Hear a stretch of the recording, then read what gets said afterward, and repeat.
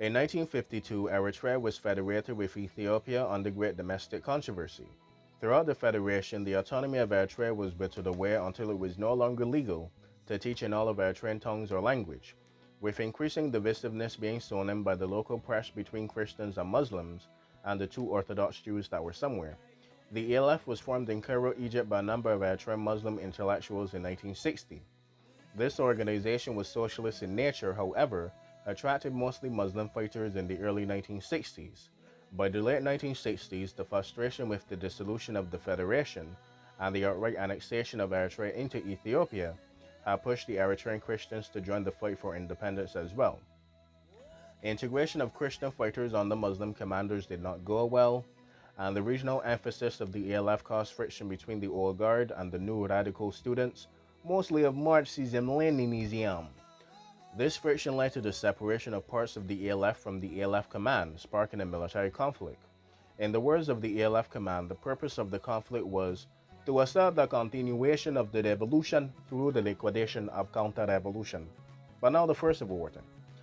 The First Civil War was fought by the ELF against the nascent organizations of the Popular Liberation Forces that were formerly under the command of the ELF and the Obel Group.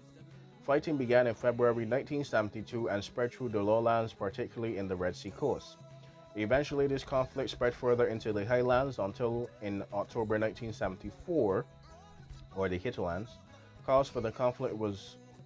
Eventually, this conflict spread further into the highlands or the Hittilands until in October 1974. Calls for the conflict to start were finally heeded after the battle at Wookiee left 600 fighters dead. And I know 600 people just died, but... Okay, Star Wars fans, I mean it's like 1970 as well. Really, really bad timing, huh? These calls for peace came from local villagers at a time when the independence movement was close to victory over Ethiopia, which was imperialist, but not for long. The ALF and the EPLF, or the Eritrean People's Liberation Front, negotiated an agreement at Kozan in January 1975, in which they agreed to fight the Ethiopian government together. There were around 3,000 casualties from this civil war, more than the Eritreans had lost fighting the government for 13 years up to this point, which was almost a death per day. But math class is over, Second Civil War time. The Second Civil War was executed by the EPLF against the ELF in the bid to protect the flanks of the front under tremendous... The Second Civil War was executed by the EPLF against the ELF in a bid to protect the flanks of the front under tremendous... I did have it right then. The Second Civil War was executed by the EPLF against the ELF in the bid to protect the flanks of the front under tremendous pressure from the resurgent Ethiopia, which was now Arabic, my friend. In 1980, the ELF had entered into secret negotiations with the Soviet Union to end the war. Furthermore, on defense of the Shahal stronghold of the EPLF, ELF units withdrew from the lines in August of the same year. This created tremendous friction between the fronts, which eventually led to the resumption of the conflict. By this point, though, the ELF had been drained during the Ethiopian resurgence after Soviet assistance was leveraged, and were eventually defeated by the EPLF forces in 1981. A new challenger, the TPLF, or the Tigrayan People's Liberation Front, also assisted in driving out the ELF out of Eritrea. They were eventually pushed across the border into Sudan.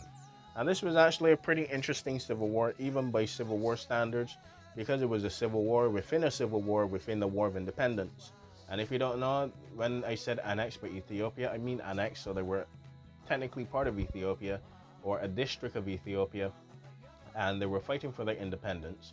But they were actually in the Ethiopian Civil War now, and then now they were fighting for their independence at the War of Independence, but now they're fighting a civil war within their War of Independence. So that is pretty interesting. And I know the civil war in Ethiopia was more than just Eritrean separatists, because they were going on since the 1960s, but it was another big one of those fronts that had to be put down. So it did overlap into the civil war, and as I did say, it was part of Ethiopia technically.